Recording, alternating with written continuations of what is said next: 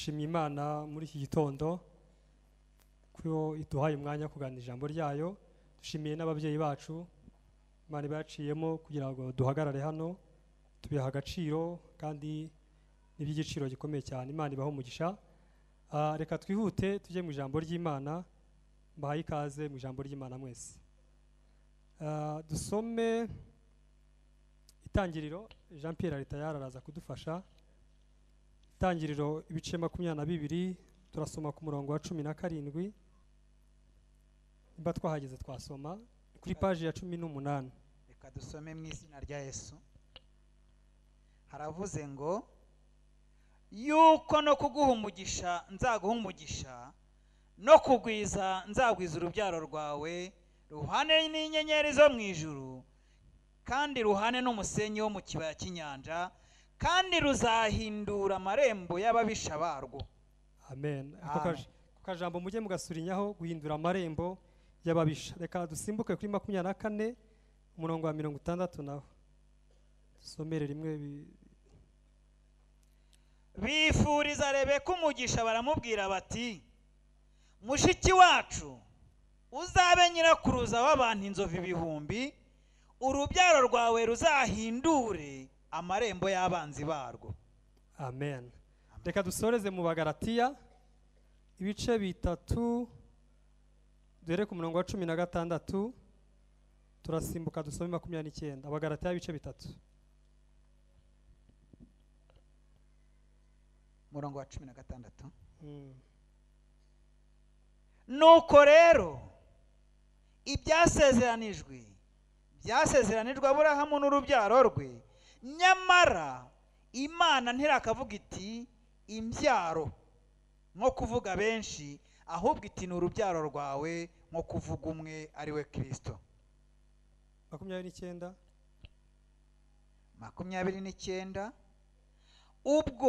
Ubwo muri aba Kristo muri urubyaro rwa Aburahamu, muri n'abaragwa nk'uko byasezeranijwe. Amen. Amen. Karishyira mu bikorwa, ubuzima bwawe ntabwo busigara uko bwari bumeze. Ni ijambo riri pratique. Impamvu abantu benshi bahe mu buzima butagira ibyishimo, butagira umunezero, nuko batasobanukiwe iri hame. Uyu munsi turaza kurekarama. Hari igihe umuzi umurage, umuntu papa wawe cyangwa undi mubyeyi wawe, hari igihe aguha umurage. Iyo utawumenye rero ngo ujye kurekarama, ushobora kwicirwa n'inzara cyangwa ukabura ibyo wagombye kubona kuko utamenye umurage wawe. Uyu munsi turaza kwiga ijambo rifite umutwe uvuga ngo urubyaro ruhindura amarembo y'abanzi bacu. Turaza gusobanukirwa uburyo turi urubyaro ruhindura amarembo y'abanzi bacu.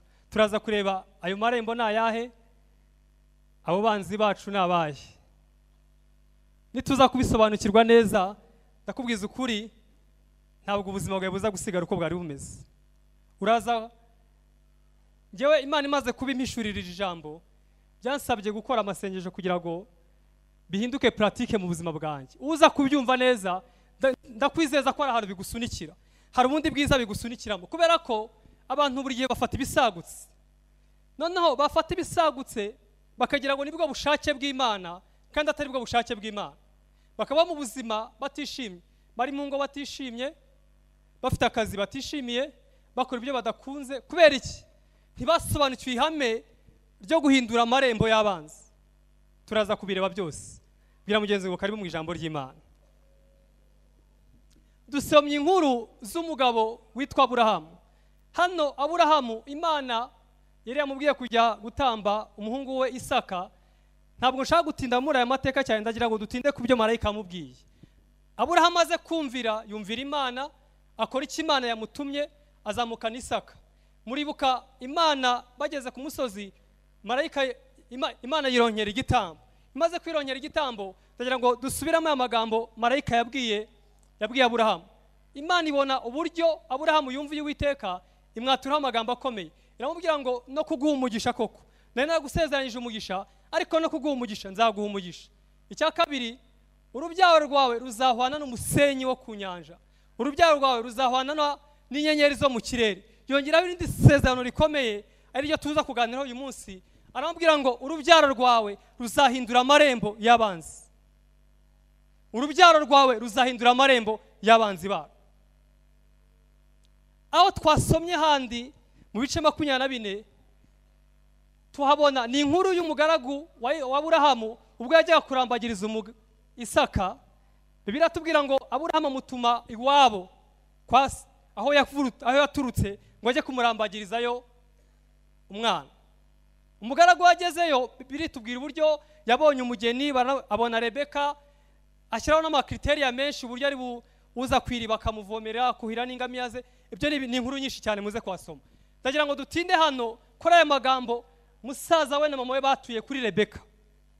Hanyuma umugaragu wa Isaka amusabye ko bajyana akamuhekera Isaka, Labani musaza wa Rebeka ndetse na nyina batura amagambo akomeye kuri Rebeka. Baramubwira ngo mushiki wacu genda, Imana izaguha umugisha, uzabe nyirakuruza w'abantu ibihumbi inzovu. Bagerekaho isezerano rikomeye, baramubwira ngo urubyaro rwawe ruzahindura amarembo y'abanzi barwo. Tuvuge ngo amen. Mwibuke ko Labani na mama we ntabwo bari bavuganye, ntabwo bari bazi icyo marayika yabwiye Aburahamu, ariko umwuka w'Imana bakoreramo batura kuri mushiki wabo, batura kuri Rebeka wari ugiye kuba umugore wa Isaka, bamwatura andi magambo akomeye, baramubwira ngo urubyaro rwawe ruzahindure amarembo y'abanzi barwo. Urubyaro rwawe ruzahindura amarembo y'abanzi barwo. Ndamubwira ngo uru rubyaro bavugaga ntabwo ari urubyaro rwo mu mubiri, ni urubyaro rwo mu mwuka. Kubera ko Aburahamu ntabwo yari afite umwana umwe gusa, ariko yari afite umwana umwe w'isezerano. Umwana w'isezerano yari Isaka, ariko Aburahamu yageraga na Ishimeli yari umwana we. Aburahamu yabyaye no kuri Ketura, hari n'abandi bana yabyaye kuri Ketura. Kuki iri sezerano riza kuri Isaka? Isaka w'isezerano. Ntabwo iri sezerano rifitwe na Ishimeli, ntabwo iri sezerano rifitwe na bene Ketura. Iri sezerano ryo guhindura amarembo y'abanzi rifitwe na Isaka, niryo mu mwuka, ntabwo ari ryo mu mubiri. Abandi bana babyawe n'umubiri, ariko Isaka yavutse mu buryo bw'umwuka. Haleluya. Abandi bana bose Aburahamu yababyaye mu buryo bw'umubiri, ariko Isaka yamubyaye mu buryo bw'umwuka. Aho twasomye mu Hagalatiya hatubwiye ibintu bikomeye. Hatubwiye ngo nimba mwizera Kristo, havugaga bya Aburahamu n'urubyaro. Ubwo Imana yabwiraga Aburahamu n'urubyaro rwe ngo ntiyakavuza imbyaro nko kuvuga benshi, ngo ahubwo yavugaga urubyaro nko kuvuga umwe, ngo ari we Kristo. Murabyumva? Imana ibwira Aburahamu ntabwo yavuze imbyaro. Ukiza kuvuga imbyaro na Ishimeli yagombaga kuba arimo, igeze kuvuga imbyaro na Ketura na bene Ketura bagombaga kuba barimo, ngo ariko Imana yavuze urubyaro nko kuvuga umwe, ngo ari we Kristo. Haleluya. Nko kuvuga umwe ari we Kristo. Noneho 29 hakatubwira ngo nimba mwarizeye Kristo, nimba muri aba Kristo, muri bene Aburahamu, ndetse mufite n'amasezerano ku byasezeranijwe Aburahamu. Rimwe nusoma muri Yohana 8:32, Yesu yigeze kugirana ikiganiro n'abayuda, arababwira ngo muzamenye ukuri kandi ukuri niko kuzabatura. Baramubwira ngo kuva twavuka twebwe ntitwigeze tuba imbata y'umuntu uwo ari we wese, twebwe turi original, turi bene Aburahamu twebwe. Yesu arababwira ngo oya, ntabwo muri bene Aburahamu. Arababwira ngo nimumve ijambo ryanjye mukarikomeza, muzabigishwa banjye nyakuri. Baramubwira ngo ntitwigeze tuba mu bubata na bumwe. Arababwira ngo muri imbata, uko umuntu ukora icyaha wese ni imbata y'icyaha. Barababwira ngo nta wundi sokuruza tuzi Aburahamu twebwe. Arababwira ngo oya, bongera ikindi gikomeye, barababwira ngo ntabwo turi bibyarwa, twebwe turi bene Aburahamu. Yesu arababwira ngo oya, bene Aburahamu ntabwo bakora ibyo ngibyo. Icyo nshaka kubabwira, kuvuka isezerano rya bene Aburahamu ntabwo ari iry'umubiri, niryo mu mwuka, ntabwo ari isezerano ryo mu mubiri. N'uyu munsi rero hari abantu bakifata iryo sezerano nk'iry'umwana w'intama mu oya, ryarahindutse ryabaye isezerano ry'amaraso ya Yesu Kristo. Amen.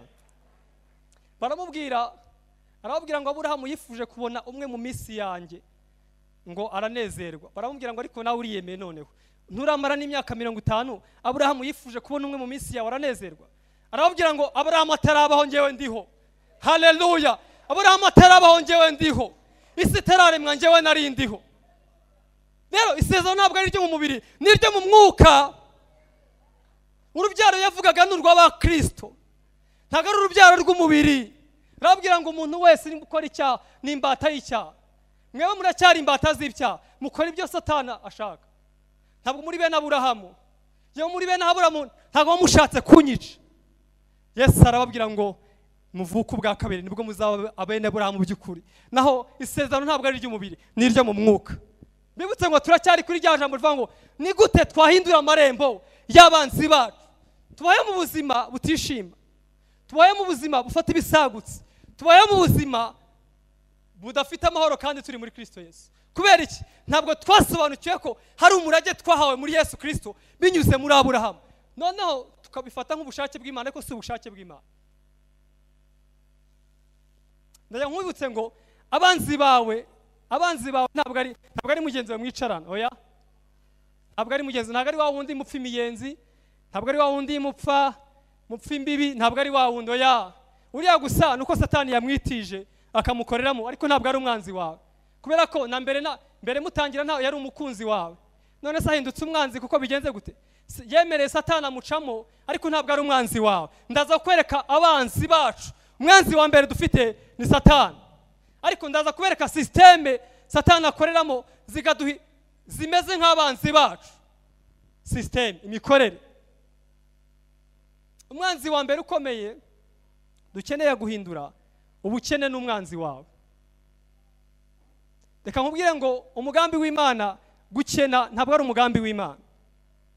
Gukena ntabwo ari umugambi w'Imana. Jean Pierre, dusomere mu gutegeka kwa kabiri ibice 7 bere ku murongo wa 12. Mwumve uburyo Satani hari abanzi dufite, iyo tutabitaye ngo tubahindure dupfa muri bwa buzima. Igihugu kigira abanzi, itorero rigira abanzi, umuryango ugira abanzi, n'umuntu ku giti cye agira abanzi batuma atagera mu masezerano ye. Ibice 7, soma ibice 7. Reka dusome mu izina. Niwumvira ayo mateka ukayitondera ugakora ibyagutegeka, bizatuma Uwiteka Imana yawe ikomeza kugusohoreza isezerano no kukugirira ibambe yarahiye ba sekuruza banyu kwizakugirira. Izagukunda, iguha umugisha ikugwize, kandi imbuto zo mu nda yawe, n'imyaka yo ku butaka bwawe, imyaka y'impeke yawe, na vino yawe, n'amavuta ya elayo yawe, no kororoka kw'inka zawe, n'uko imikumbi yawe izabihera umugisha mu gihugu yarahiye ba sekuruza kwizaguha. Murumva muri ibyo dusomye byose harimo ubukene.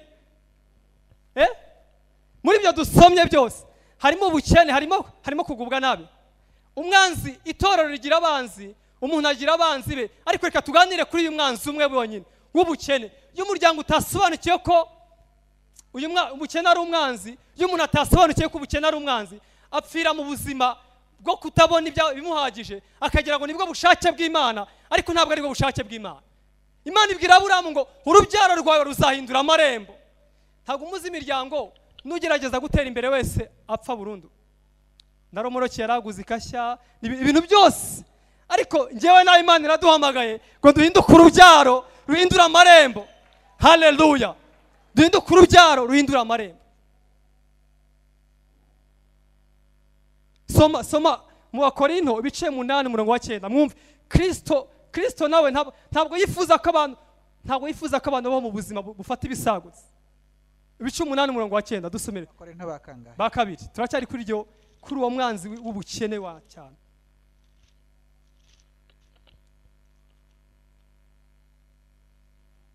Ibice 8 umurongo wa 9.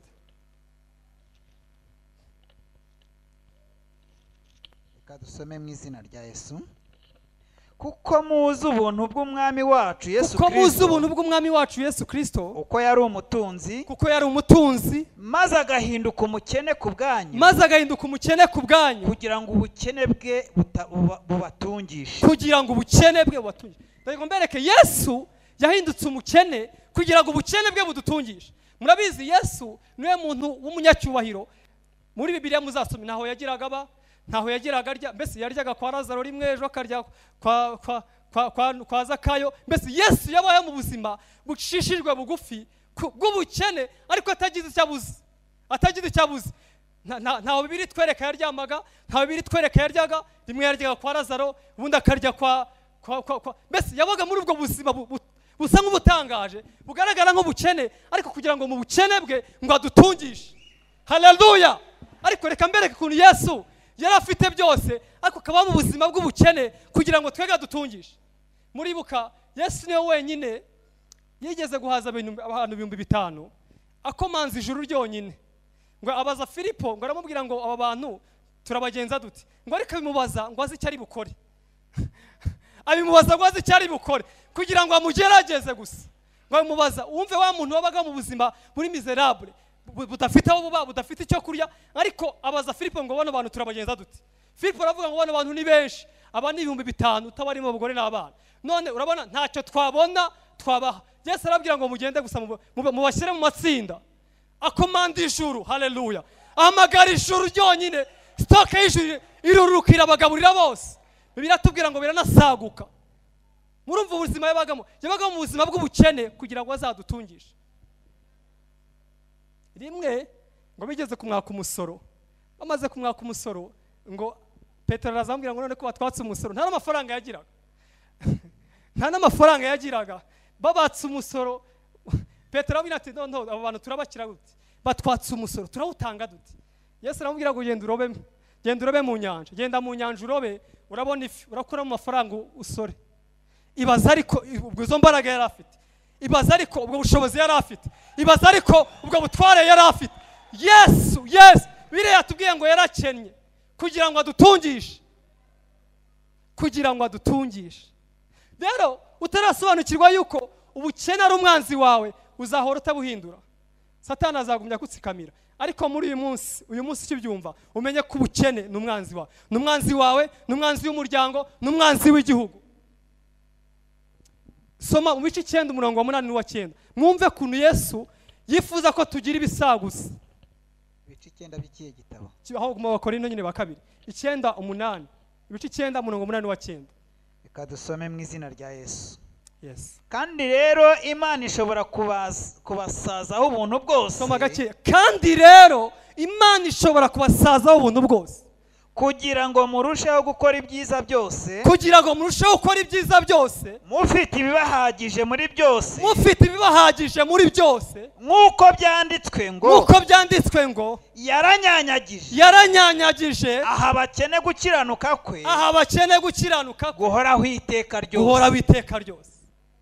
Imana yifuza ko muyikorera mufite ibibahagije byose. Bwira mugenzi ngo Imana irabyifuza, ntabwo ari ubushake bw'Imana, Imana irabyifuza. Icyo Imana igusaba, hindura iryo rembo, hindura iryo rembo ry'umuryango, hindura iryo rembo ryawe ku giti cyawe. Imana yifuza ko tuyikorera dufite ibiduhagije byose. Paulo yandikiye Abafilipi mu bice 4:19, aravuga ngo Imana yacu ngo izabamara ubukene bwanyu bwose, ngo nk'uko ubutunzi bwayo buri. Imana yacu bira mugenzi ngo Imana yacu tuyikomera amashyi yo Mana. Rero iyo utasobanukiwe aya mahame y'ijambo ry'Imana, uba mu buzima butsikamiwe, kubera ko ntabwo witoje guhindura amarembo. Irembo ry'ubukene turarihindura mu izina rya Yesu Kristo. Uko mu mugambi w'Imana, Imana yifuza ko tuyikorera dufite ibiduhagije byose. Ntabwo ari umugambi w'Imana. Imana ibwira Aburahamu ngo urubyaro rwawe ruzahindura amarembo y'abanzi, ruzayahindura. Irembo rindi abantu barwana naryo, hari irembo ry'ubujiji, ugasanga umuryango wose nujya kwiga wese biranga. Nufite ubujiji ntabwo ari kutagira ubwenge, oya, ahubwo usanga bose bacikiriza. Nta urangiza segonderi, nta urangiza nta umuryango, kandi barabahanga pe. Hakaba hari abanzi benshi, hari abanzi b'ibiyobyabwenge, ubusinzi, ugasanga ubusinzi bwadatse umuryango burundu. Hari abanzi, ugasanga indwara runaka za diabete, bitindigasani bya kanseri, byose ndetse umuntu akanabyakira. Nawe wakishijwe, nawe ufite uwo murage ukabyakira, ukumva ko ari bwo buzima bwanyu, ukumva ko abiwanyu bicwa na sima, no, ukumva ko abiwanyu bicwa na kanseri, no. Wowe uri urubyaro rushya, wowe uri urubyaro ruhindura amarembo y'abanzi, wowe uri urubyaro ruhindura. nasomye inkuru ni umudamu umwe wahinduye amarembo, yitoje guhindura amarembo. Yavukiye ni umunyamerikakazi w'umwirabura, bamwita Jonathan Maxwell. Yavukiye mu buzima bugoye cyane, aho nyina yamubyaye kwa kundi umuntu abyara nta mugabo, amubyara nta mugabo, afite abana babiri bose yabyaye gutyo badahuje base, yabyariye ku muhanda nyine. Ubwo buzima babukuriramo ubuzima bugoye cyane. Noneho ku myaka 5 nyina ajya kubareresha kwa nyirakuru. Ageze kwa nyirakuru, kubera ko umuryango wabo wari umuryango wasabitswe n'ibiyobyabwenge n'ubusinzi, ba nyirarume bakajya bafata abo bana ku ngufu, babakorera ibyicarubozo byinshi cyane. Hanyuma baza kuva kwa nyirakuru basubira kwa nyina, ariko basubiye kwa nyina basanga nyina yashatse undi mugabo, nawe akumya batoteza gutyo. Ku myaka yabo y'ubugimbi, we na mukuru we bafata icyemezo cyo kujya kubaho ku muhanda. Bajya kuba ku muhanda, hashize iminsi, ku myaka 19 abyara umwana wa mbere nawe. Ku myaka 19 kubera ubuzima yabagamo. Ndetse iki gitabo muzagisome kitwa Rising Above the Scars. Abyara umwana ku myaka 19. Ku myaka 25 nabwo arongera abyara undi mwana. Abyara abana babiri badahuje base, abaho mu buzima afashwa na leta. Mukuru we yabaga ku muhanda, we agera aho mu biyobyabwenge. Muri icyo gitabo avuga uburyo mu muryango w'iwabo nta numwe abatarapfiraga muri gereza bicoga n'ibiyobyabwenge, abandi bakicwa n'uburaya ku muhanda. Mbese avuga uburyo ubuzima bwamukomereye. Noneho ku myaka 30, ngo kwije imyaka 30, kwa kunda abandi bose bishimira isabukuru y'amavuko, ngo aragenda yireba mu ndererwamo, ngo aravuga ngo ubu ngubu nkwiriye, hari icyo nkwiriye guserebura kweri, nta nzu ngira, nta mugabo ngira, nta kazi ngira, mbayeho mu buzima bubabaye gusa. Aravuga ngo ntacyo kwishimira isabukuru y'amavuko, ntacyo mfite muri make. Ariko ngo yigira inama, aravuga ngo abiwacu bose nta numwe yigeze arangiza segonderi, abiwacu bose bafiriye muri gereza, abiwacu bose bishwe n'ibiyobyabwenge, abiwacu bose babayeho mu buzima buri miserable. None ngewe ndakora iki? Yigira inama, aravuga ngo reka byibuze mbikorera abana banjye, reka byibuze mbikorera abahungu babiri banjye, kubera ko yabonaga umurage yahawe n'ababyeyi be n'ubuzima yakuriyemo, akavuga ngo bino bintu nimbiraga abana banjye bazabaho mu buzima bukomeretse cyane. Ngo yigira inama, arahinduka, afata umwanzuro, arakizwa, ajya mu buzima bukorera Imana. Iki gitabo nasomye kitubwira uburyo kuri iyo myaka 30 ngo yagiye gukora candidat libre. Bimwe bakora candidat libre, yari yaracikirije amashuri atararangiza, ngo ajya gukora candidat libre. Ngo arakora, bashakaga amanota 45, agira 48. Ntiyacika intege, arongera asubiramo, arakora, aratsinda. Hanyuma ngo igihe kiza kugera, ngo ayifuza kwiga kaminuza. Aravuga ngo amashuri abiwacu batize njyewe nzayiga, ubuzima biwacu batabayemo njyewe nzabyiga. Yiga guhindura amarembo y'abanzi babo. Mu gitabo cye batubwira ko yaratuye muri Alabama, ngo arimuka agera Atlanta, Georgia. Avuga ngo bano bantu banzengurutse n'imiryango yanyu izengurutse, reka njye kure yabo, nzagaruka nje guhindura aya marembo. Ngo arakomeza ajya kwiga university. Yatangiye university afite imyaka 33. Ngo akajya yiga agatsinda mu ishuri, akajya uwa mbere. Yiga university arayirangiza, yiga masters arayirangiza, yiga doctorat arayirangiza. Mu muryango w'iwabo nta numwe yigeze bikora. Agarutse ubu ngubu muri Amerika, bagereza gushakira kuri rwo muzamurebe, ni umuntu ukomeye muri Amerika. Atanga ibiganiro maka, arahugura abantu muri church, atanga ibiganiro ahantu hahuriye abantu benshi. Kubera iki? Yitoje kuteba ubuzima bwo gutsikamirwa n'umwanzi, ahindura amarembo y'abanzi be. Ubahe mu buzima butishimye, ubahe mu buzima budafite icyerekezo. Kubera iki? Nuko utasobanukiwe. Buriya kutamenya ko umurage ari uwawe, kuguha gakondo ntumenye ko ari yawe, kuguha umurage ntumenye ko ari uwawe, nukunyagwa zigahera. Wabaraye umurage w'abana b'Imana nuguhindura amarembo y'abanzi babo.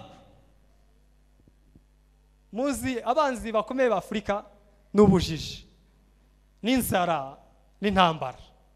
Abantu icyo bazi muri Afrika n'ubujiji, icyo bazi muri Afrika n'inzara, icyo bazi muri Afrika n'intambara z'amoko za hato na hato. Ariko nitwe byewe nawe Imana ihagurukije, ninjye nawe Imana itoranije kugira ngo tugende duhindura amarembo y'abanzi bacu. Satani utaramenya ukuri ntabwo kukubatura, utaramenya ukuri ntabwo batuka. Iko ni ukuri. Utaramenya ibyaguhesha amahoro nta mahoro wagira. utaramenya ko ugomba guhindura amarembo y'abanzi bawe, ntabwo bishoboka. Umuryango uratsikamiwe, naho ubwawe uratsikamiwe. Urabona bamwe banashaka kuko babuze ko bagira. Hari indi rembo rikomeye ryitwa kugumirwa. Ugasanga abantu bose, ugasanga uko ngo nyirakuru ngo na nyirasenge, no, ntabwo ufite uwo murage wowe, ntabwo uri mu uwo murage wowe. Icyo ushinzwe gusa no guhindura amarembo. None se urakibarira muri kavukire iwanyu? Pawulo yaravuze ngo niba mwarakiriye Yesu nk'umukiza, ntabwo tukibara abantu dukurikije ibisekuru. Turi bene Mana, twavutse ubwa kabiri, tubyarwa n'imbuto itabora. Haleluya! Twavutse ubwa kabiri, tubyarwa n'imbuto itabora. None urakikompara kwa sogokuru na so? No, hari ubundi buvuke bushya. Ubuvuke bushya butwemerera guhindura amarembo y'iwacu. Ubuvuke bushya butwemerera guhindura gakondo z'iwacu. Ubuvuke bushya, haleluya! Ubuvuke bushya muri Kristo Yesu butwemerera guhindura aya marembo. Niba mwarakijijwe, niba mwarizeye Kristo, murabaragwa ku masezerano ya Aburahamu, muri bene Aburahamu. None wowe ngo biwacu ngo batinze kubyara ngo nanjye sinzabyara. Mwumvise hamwe twasomye havuze ngo nta n'ubugumba buzaba mu bawe. Aravuga ngo nta n'indwara nzaguteza nka zimwe nateje abanyegiputa. Bene data, mureke turakarire Satani, duhindura amarembo. Duhindura amarembo. Turakarire Satani, duhindura amarembo y'imiryango yacu, duhindura amarembo y'ubuzima bwacu, duhindura amarembo y'u Rwanda, duhindura amarembo y'itorero.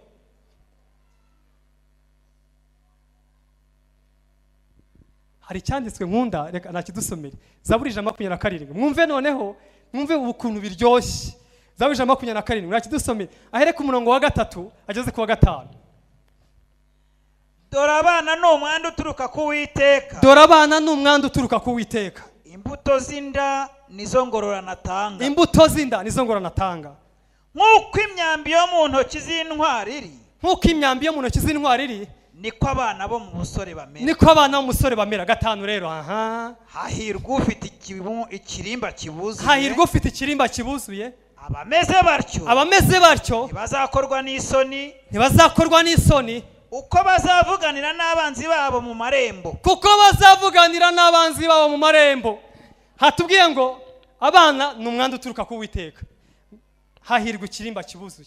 Ngo abana ngo nk'uko imyambi iri mu ntoki z'intwari, ngo niko abana mu busore bamera.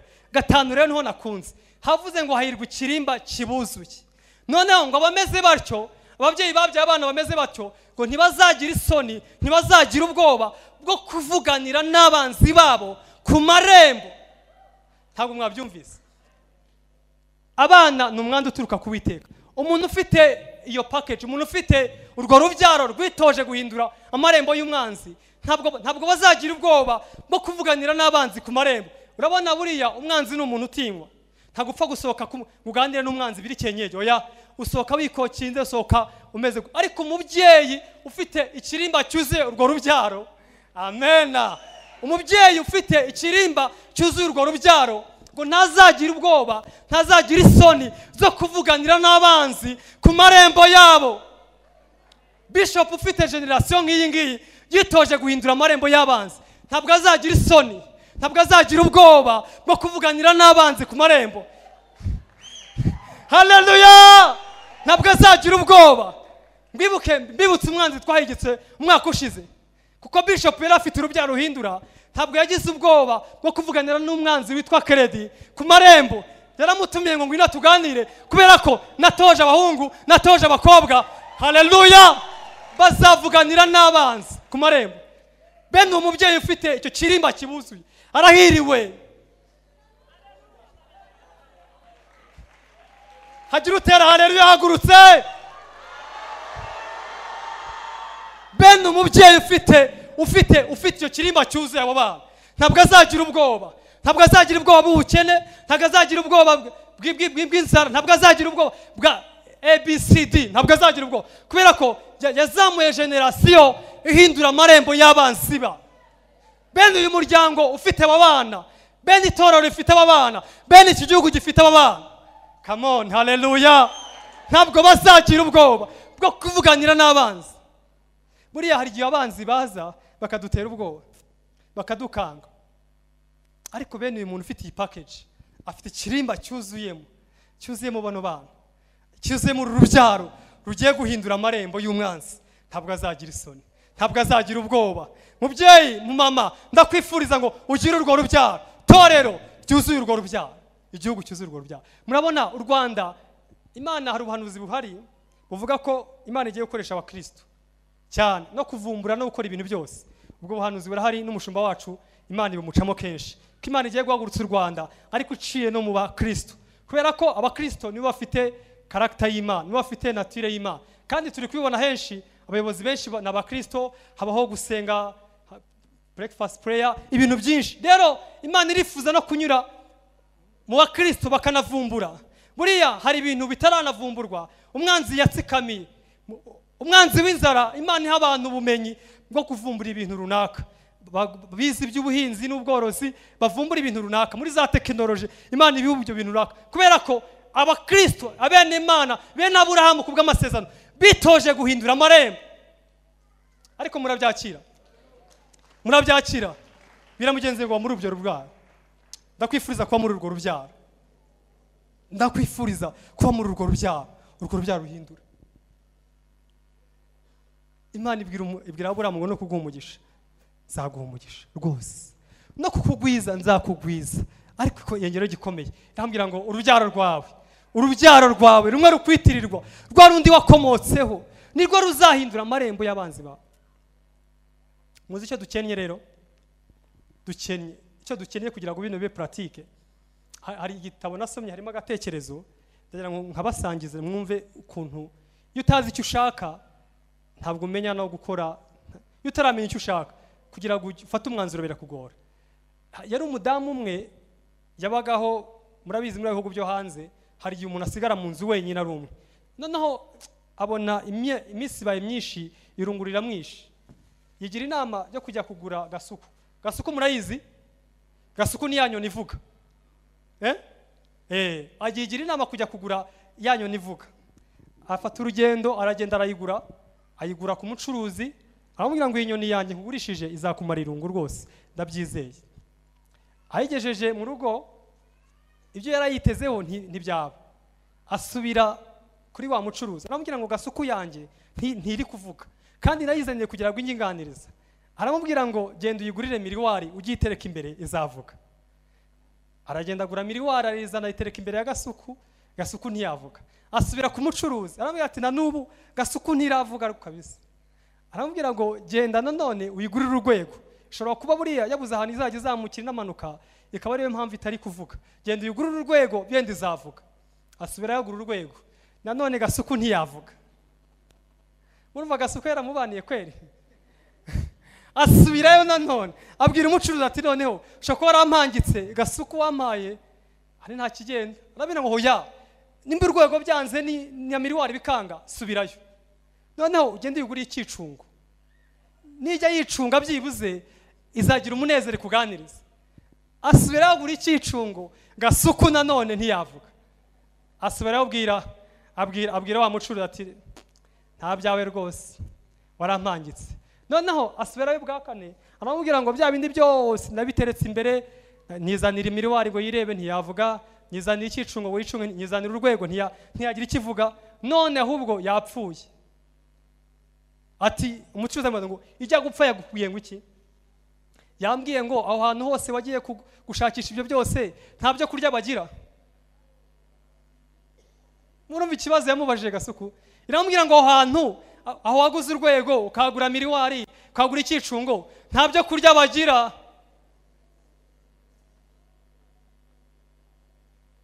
Umucuruzi aramubwira ati rero inyoni yawe yishwe n'inzara, icyatumaga itavuga n'inzara, wowe washatse kuyigurira ibyicungo n'ibiki. Ariko inyoni iramubwira ngo aho hantu hose wagiye nta byo kurya bagira, byibuze uze kunzanira. Inyoni irapfa bitewe nuko nyirayo ntabwo azi icyo yarakennye. Kutamenya icyo ukennye, kutamenya icyagufasha gusenya amarembo y'umwanzi ni ikintu kibazo gikomeye cyane. Bene data, ntushobora gusenya aya marembo udafitanye ubusabane na Kristo. Ntibibaho. ibindi byose wakora byaba ari nko kwikinira udafitanye ubusaba. Ibyo wakora byose uko wagira byose udafitanye ubusabane na Kristo ngo agwize imbaraga. Rega n'imbaraga, n'izi mbaraga zisenya amarembo y'umwanzi. Ntabwo ari ikibonetse cyose ibisenya, n'imbaraga zisenya amarembo y'umwanzi. Ukeneye ubusabane na Kristo mu bihe byo gusenga, ukeneye ubusabane na Kristo mu materaniro, ukeneye ubusabane na Kristo mu gusoma ijambo ry'Imana, ukeneye ubusabane na Kristo kugira ngo usenye aya marembo yakugarije. Ukeneye ubusabane na Kristo. Naho atari ibyo ntacyo wageraho. Umuririmbyi w'indirimbo zo gushimisha yaravuze ngo mu gihe cyo gusenga ngo amasengesho yacu ngo agera kure cyane, yongera ikintu gikomeye ngo atambuka n'inyenyeri. Aravuga ngo umutima w'umuntu ujya imbere y'Imana ngo ugakomanga urugi ngo ushaka kureba Imana, ngo ndetse n'umwana muto uzi gusenga ntabwo azagira ubwoba ngo azafashwa nabyo. Ukeneye ubusabane. Ntushobora gusenya amarembo y'umwanzi udafitanye ubusabane na Kristo. Ntibibaho. Ntabwo ushobora gusenya amarembo yo mu muryango, ntabwo ushobora gusenya amarembo yo ku buzima bwawe. Ntibibaho. Kubera ko n'imbaraga zirwana n'izindi mbaraga. Ni mu mwuka rega, ni mu mwuka. Bino bintu bikorerwa mu mwuka. No, ntabwo wabisenya iri mu mubiri rero. N'iri sezerano ni ry'abanyamwuka, ntabwo ari ry'abanyamubiri. Bino bintu bikorerwa mu mwuka. None se hari ibintu tuvuga ngo ni karande, ndetse abantu rimwe bakagerageza no gushyiraho imbaraga runaka zo kugira ngo ibyo bintu byibuze bive mu miryango, ariko bikanga, ugasanga ubwo businzi bwanze burundu. Hari wadusetsaga akatubwira ngo baba bafite inyota, ariko ukibaza umuntu ugira inyota akanywa ikaziye yose ko ataranywa litiro 20 z'amata. Nimba ari inyota koko kutaranywa fanta 24 ngo urega tuba dufite inyota. Oya, biri mu mwuka, biri spiritual. Rero kugira ngo bihandure nawe, kugira ngo usenye amarembo, biragusaba kujya mu mwuka nawe, biragusaba kugira ubusabane na Kristo. Dukomere Imana amashyi menshi. Utaramenya icyo ushaka, utaramenya uwaguhesha izo mbaraga zo gusenya amarembo y'umwanzi, uzabaho ubuzima wabayemo, sokuru yabayemo, aburage so nawe sabukurage, nyogosenge yabayemo abukurage, igihugu kimere gutyo. Mbese ubahe mu buzima butagira ibyishimo kandi warakijijwe. Uba mu buzima bufata ibisagutse. Icyo kintu mucyumve, gufata ibisagutse. Nyine ni ugufata ibyasagutse. Byasagutse bakaguterera nyine. Kumbe ntabwo ari umugambi w'Imana, ni umugambi wa Satani. None wowe ukabizamo utazi ko ari umugambi wa Satani, ukagumya gusa wimereye gutyo. Ariko Imana yacu yifuza ko tuyikorera dufite ibiduhagije byose, dufite amahoro, dufite umutuzo, dufite umutekano, dufite ibyo dukenye byose. Niko Imana yacu yifuza. Mu buzima bw'umwuka uhora ugwa, harabahora bagwa, harabahora mbese bahora buri gihe batera intambwe bakisanga nta progrès mu mwuka bajya batera, bava ku rwego rumwe basubira inyuma, nta rwego bajya batera mu mwuka. Kubera iki? Satani yabazirikiye aho ngaho nyine. Satani aragufite, niyo ugerageje byibuze kugira intambwe utera ngo byibuze ugere mu bundi buzima, wisanga hahandi. Kubera iki? Ntabwo uramenya gusenya mu mwanzi. Ariko ndagukangara muri iki gitondo, ndagutera umwete muri kino gitondo, ndagutera ishyaka ryo kwinjira. Niba binashoboka usenge, ufate amasengesho adasanzwe, ufate amasengesho y'icyumweru, ufate amasengesho y'iminsi 3, ariko wikonsantre, wipositione nk'abantu bagiye kuhinduka urubyaro ruhindura amarembo. Satani ntaguhindure, Satani ntahindura umuryango wawe, Satani ntahindura igihugu cyacu kandi duhari. Wipositione. Cyakora ni abanyantege nyine bagira Imana, wenda itorero ryabapangira amasengesho yo gusenya amarembo, ariko bidahari wowe ku giti cyawe, kuko ubabaye ni ubanduruye. Sibyo? Ayo ni makeya twavuze, ni menshi cyane. Tube mu buzima butsikamiwe ariko ku rwego rudashobora gusobanura. Kubera iki? Ntabwo tuzi ko turi bene Aburahamu. Imana iramubwira ngo Aburahamu we, urubyaro rwawe, yewe Betesida we, urubyaro rwawe, yewe Bishop, urubyaro rwawe ruzahindura amarembo y'abanzi baro. Amen. Ndasoje. Imana ibahe umugisha.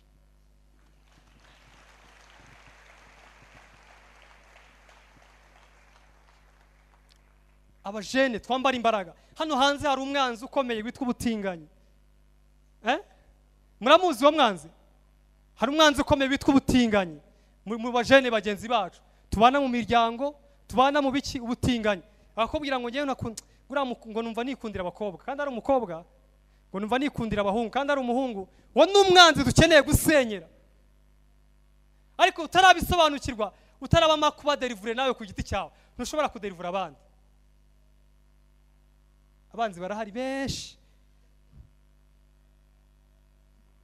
Afrika yo ifite umwanzi ukomeye witwa ubujiji. Ariko mwanyemereye tugahaguruka ubujiji, inzara, intambara, ko Imana yavuze ko izakirisha u Rwanda, mwanyemereye abizera tugahaguruka tukabanza tukiderivura twe ku giti cyacu, tukahindura imiryango yacu, tugahindura u Rwanda rwacu, tugahindura Afrika yacu. Umuntu Afrika reference bakora kuri Afrika ni Afrika yishwe n'inzara, ni Afrika yishwe n'ibyorezo runaka, ni Afrika yishwe n'ubujiji runaka, ni Afrika. Ariko jewe nawe niduhinduka urubyaro ruhindura amarembo y'abanzi bacu. Imana tuyikomera amashyi menshi cyane. Imana ibamugisha. Reka dusabe Bishop aze adusengera Imana. Hahirwa ikirimba kibuzuye. Bene iki kirimba, bene ufite iki kirimba ntazagira ubwoba bwo kuvuganira n'abanzi be ku marembo. Bishop, bano bantu Imana yarabaguhaye, ujye kubasenya bahinduka urubyaro. Ikitazagutera isoni zo kuvuganira n'abanzi ku marembo nuko uzabutugwije. Ngewe n'abano bantu Imana yaguhaye ukavuganira n'abanzi ku marembo, ukababwira ngo mfite Imana, mfite n'abantu banjye Imana yampaye, ugahindura u Rwanda, ugahindura na Afrika, bya bindi Imana yakuvuzeho. Ariko ntago bizaba bano bantu batarahinduka urubyaro ruhindura amarembo y'abanzi babo. Nibwo uzagira ishema byo kuvuganira n'abanzi ku marembo ya Afrika, ku marembo y'u Rwanda, kuvuga ngo nahagurukije abahungu, nahagurukije abakobwa, nahagurukije abamama, nahagurukije. Nibwo utazagira isoni, kubera ko uzaba ufite ikirimba kibuzuye muri package yawe. Uzajya haguruka usohora umwe, umwohereza hamwe, umwohereza ahandi, kubera ko ufite ikirimba kibuzuye. Imana iguhe umugisha. Dusengere. Reka dukomere Imana amashyi kubwira ijambo ryiza ry'Imana. Imana iguhe umugisha cyane. Olivier, kongera imbaga n'inkomezi mu izina rya Yesu. Tugiye gusenga Imana kubwira ijambo, kandi buri muntu wese arahagarara yumve ko hari cyamuturukaho cyamuhesha kuwo kwizerwa imbere y'Imana, guhabwa umugisha n'Imana no gukomera mu maso y'Imana ndetse no mu maso y'abanzi be. Dawidi yaravuze ngo ndasaba mwami utegura meza mu maso y'abanzi banjye. Yesu ashimwe cyane. Hari icyo Imana yakora igahindura amateka, kuvuga ngo iwacu ngo ibirwara ngo ibyo ni gakondo, ngo ni hereditaire. Iwacu gusa hari indwara yitwa diabete, iwacu hari indwara yitwa umutima. Ibyo bintu tugomba kubisezerera mu izina rya Yesu. Turabana bazarama, turabana baturuka muri sogokuru Aburahamu, kandi bikagenda bikagera muri Kristo Yesu no ku Mana yacu. Tuyikomera amashyi Imana kwinga no kwizerwa. Haguruka mwanya wawe, ibi birareba twebwe twese.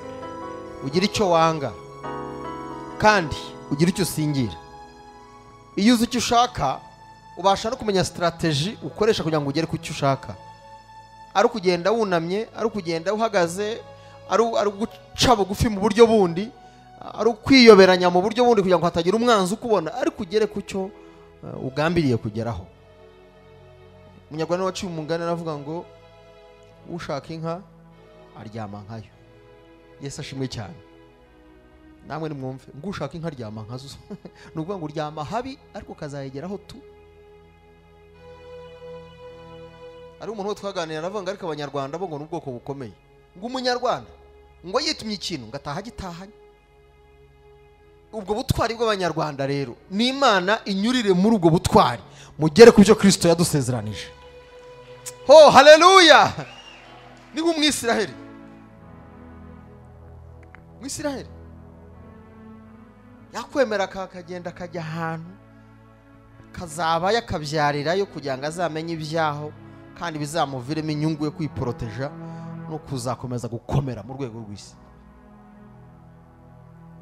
Ari umuntu wambwiye akantu ejo bundi, aramubwira ngo muri abana barimo bashakashakisha, ariho wavumbuye akantu burya ashobora guteka ibishyimbo bikamara imyaka 10 ukoraho utetse rimwe gusa. Ngo arangije agira abirabura mu mutwe, aravuga ngo uyu muntu adutwaye isoko ryo kugaburira gereza. Twajyanaga inka, baramusanga batirukanye, vuba urapfuye. Umuntu ariruka, umva ubwirabura. arashaka gukomeza kuba mu nkwi atumukirwa n'imyotsi. Kandi hari umwana Imana yavumbuye yahaye ubuvumbuzi bwo guteka ibishyimbo, umuntu akabiteka imyaka 10. Abirabura mu mutwe sinkaba umwirabura mu mutwe, nzatekereza nk'Imana. Anyuma ngo nzatekereza nk'umuzungu. Umuzungu nawe yashobora kuba umwirabura mu mutwe. Yesu ashimwe cyane. Bwira mugenzi ngo ushyigikira ibikomeye biza kugeza ku bikomeye. Mana we, ubwo bujiji Olivier, Imana iguhumurije cyane. Abanyafurika bishwe n'ubujiji. Umuntu akabinjiji, umuntu agera ku kintu agahita amwica. Agahita kubera ubujiji. Kandi ariko abazungu iyo babonye ufite ikintu cyiza baragushyigikira. Babona ugeze ku kintu cyiza utekereza neza bakagushyigikira. Ariko abirabura atakurangije aratugendanye rega aradukiranye. Rega buriya dusibiye amayira buriya birarangiye. Uwo muzimu nawe napfe mu izina rya Yesu. Mu bantu b'Imana rero mureke dusenge. Imana iduhumekere bundi bushya, ikuraho amashashi y'umukara avuweho. Amina. Umuntu nashima Imana ahangaha uvuye ngo ni ukuri, Imana ya mwene data yamutabaye, nanjye ejo ninjye. Ariko arashima ati niko, ariko uzi kwiyamamaza. Ese buri utekereza ko utabivuze? Ubuse tw'Imana dukoreye biki? Niba yarabikoze ugaceceka, je nzabivuga kuko aho byavuye ndahazi. Haleluya. Imana ishimwe. Uwo nawe ni umubisha kandi urwanya ibitekerezo byacu. Reka dusenge Imana ihindura amarembo kandi inyuriye muri twe. Bwana Yesu asifiwe sana. Bwana Yesu asifiwe. Kandi ikintu aho bipfira nuko Imana ivuga ntitwumve, ariko abantu bavuga tukumva cyane. Kandi Imana ikunda kunyuranya cyane n'abantu. Harakantu nabwiye mama Bishop mu gitondo, Imana yambwiye, nasabye n'imbabazi nawe arabizi. Aho Imana imbabarire kuba ako kantu ntaragakoze nkuko yambwiye, yansanze. Andi bani ijisho rimeze ukuntu kuki usigaye utacyumva wowe. Ngira ubwoba ndangije ubwanjye nica ikiru, kandi icyo kiru nakiciye kandi ndakishyura nkuko nakiciye. Tujye twumva Imana ivuga dukore, kuko n'abantu bajya bavuga bagakora, sibyo? Imana ishimwe cyane. Turambura amaboko rero duhimbaza Imana.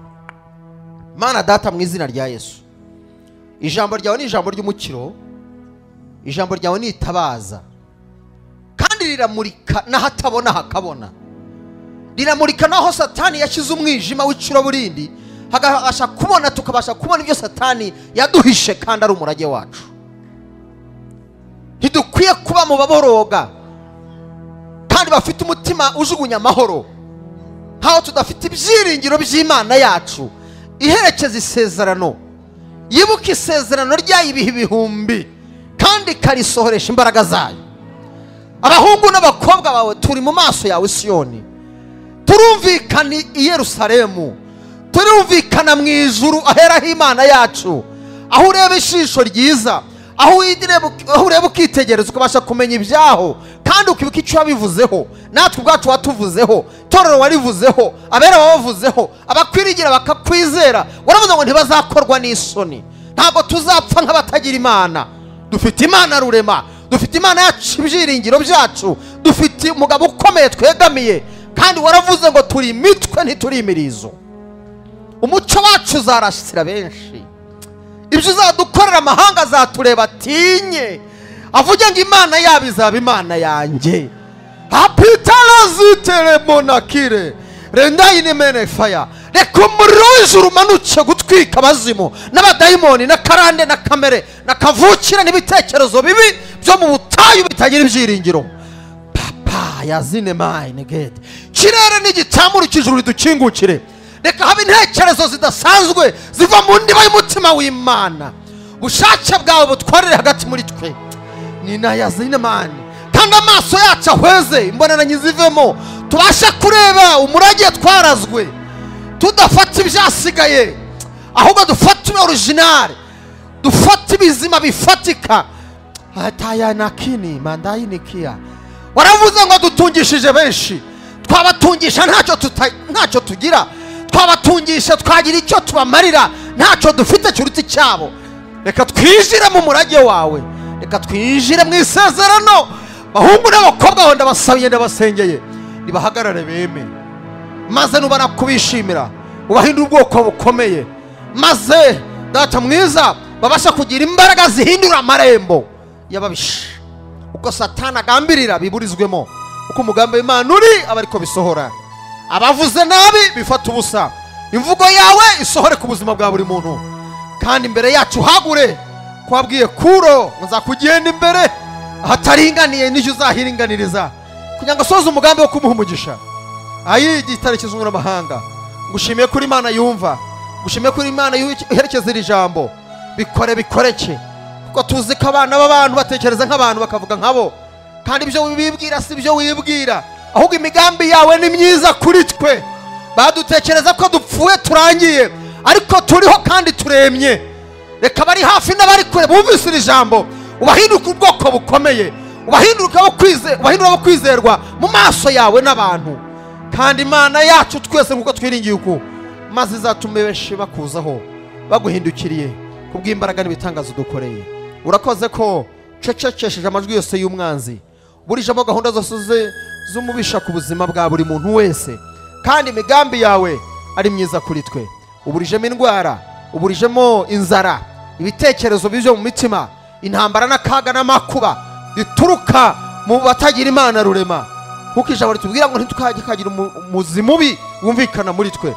Izo mbaraga nizikurweho, ubwo buriganya bukurweho, ubwo bwesikoro bukurweho, ayo majwi y'ubwenge bw'abadayimoni cecekera sinzire guhwera, kubaho kw'Imana kumvikane mu buzima bwacu. Ntaba ari twe, izina ryawe shigwe hejuru. Hira umugisha mukozi wa Uruvyaro, mwongera imbaraga n'inkomezi, kandi ijambo riherekeze rigira umumaro mu bugingo bwose buryakiriye. Tugukomeye amashyi, tugukurira ubwatsi muri byose, mu izina rya Yesu Kristo w'i Nazareti. Amen.